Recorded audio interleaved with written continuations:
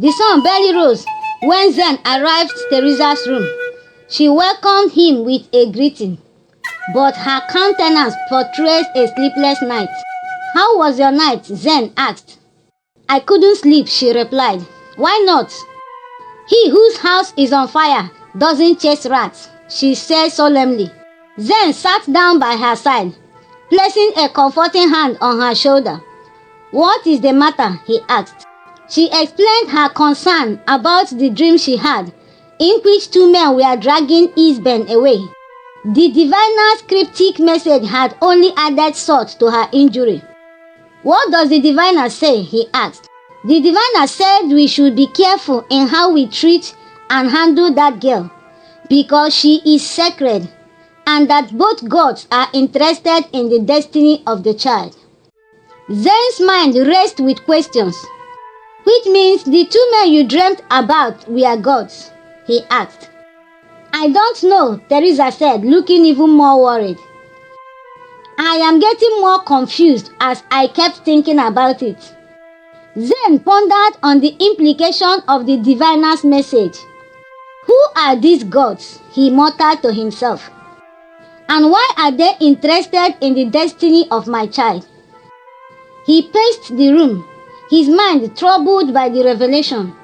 If the two gods are quarreling over my daughter, it means they will soon start fighting, because one of them would have to win this fight to claim the child for himself. And before the battle would have ended, my family would have been terribly injured, he lamented. Zen was a traditionalist who believed in the traditional way of worship.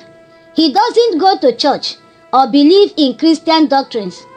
Amadioha, the god of his ancestors, was the name he revered. "I must travel to consult a big oracle," he said, "because soon, if care is not taken, terrible things will begin to happen in my family. I have to commence on this trip immediately." He was preparing for the trip, collecting important items, when ESBEN entered his room with coconut. "Dad, take this coconut, you will need it." "Where did you get it from?" he asked. "Under my mother's bed." "Please take it, you will need it." Zen was surprised but grateful. "Okay, but ensure you tell your mother about it before she starts to look for it." Zen bid his family goodbye, leaving them with no explanation for his urgent trip, but he promised to return soon. He turned to his first wife and said, "Please take care of the family." He instructed the other wives to adhere strictly to her instructions until he came back. On the journey, Zen's mind was filled with questions, and his heart was heavy. He felt he was embarking on a master's journey of dangers and uncertainties. However, he was determined to uncover the mystery behind his daughter's destiny and end his family's forthcoming troubles. Zen was deep in thought as he trekked towards the neighboring town. The problem at hand consumed his mind. He lost in thoughts that he didn't notice the people hailing and greeting him along the way. As he walked, he almost passed one of his elder kingsmen, Mr. Ondo. Noticing Zen's unusual mood, Ondo stopped and called out loudly, "Okriko!" The familiar nickname jolted Zen out of his cave. He turned to see Ondo standing there, concern etched on his face. Zen quickly returned to him and greeted the older man. "Good morning, sir. I am very sorry for not noticing you when I passed." Ondo looked at him closely. "Hope all is well, Okriko." "All is well, sir," Zen replied. "Are you sure?" "Yes, sir. All is well." "This is not you at all. Is anything the matter?" Ondo asked. "Oh, no, not at all. All is well, sir." "What about your wife and children?" "They are all fine, sir." Ondo needed more convincing. "Something must be wrong because this is quite unlike you. Why are you carrying a travel bag?" "It looks like you are traveling to the city." Zen nodded. "Yes, actually, I am traveling to the city. I have a big need that has lingered for so long, and I think now is the right time to fulfill it." What is that, Okoliko? Ondo asked, coming closer to him. I have been longing and dreaming of buying a car, and I think now is the right time to buy it. But what bothers me is getting a car that can contain quite some numbers, because I have a big family. This is good news, Ondo said. I suggest you buy a Peugeot Salon. It will be of greater value than all those other small cars. It can comfortably carry all your family members, with the mothers lapping the smaller children. It's alright, sir. Let me go to the city first. Go well, my brother. May the gods be with you, said Ondo.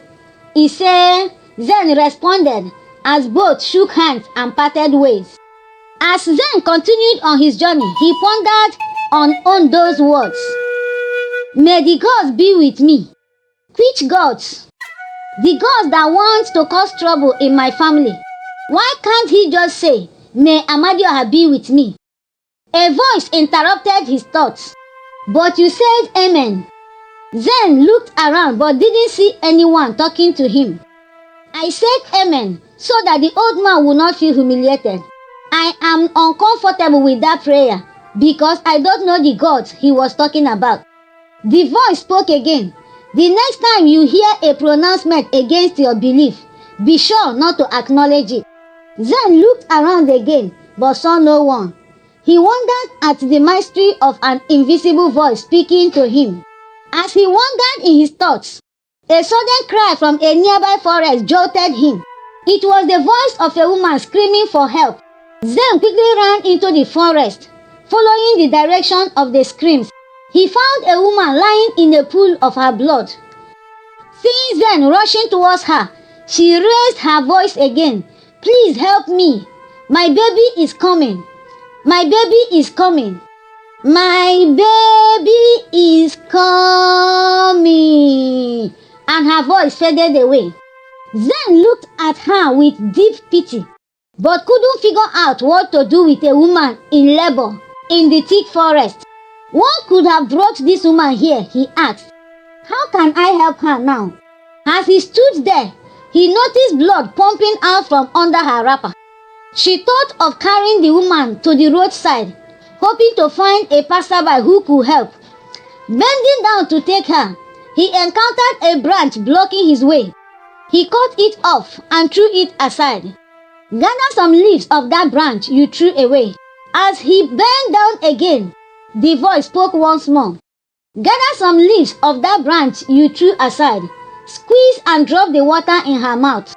He stood up and looked around but saw no one.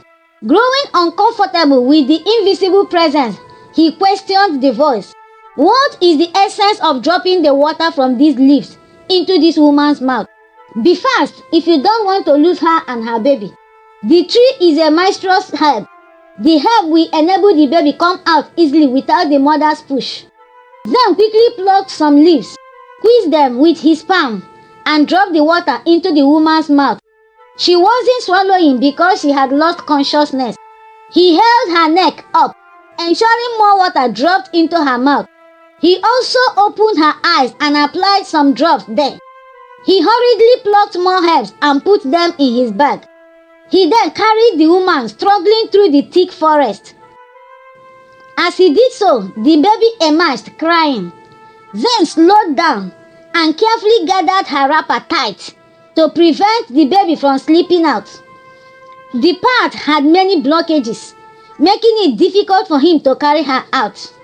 Finally, he made it to the road.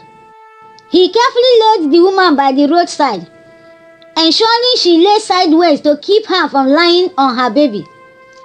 The woman was still breathing, though unconscious, and the baby was crying. Suddenly, Zen heard the sound of a car approaching. Excited that help had finally arrived, he flagged down the driver. The driver asked what was wrong with her. A woman in labor, Zen replied, his voice strained from the woman's weight and the tension of the situation. She needs to get to the hospital immediately. Oh no, I can't help you. I don't want her blood to stain my new car, the driver said before driving off, leaving Zen feeling helpless and frustrated.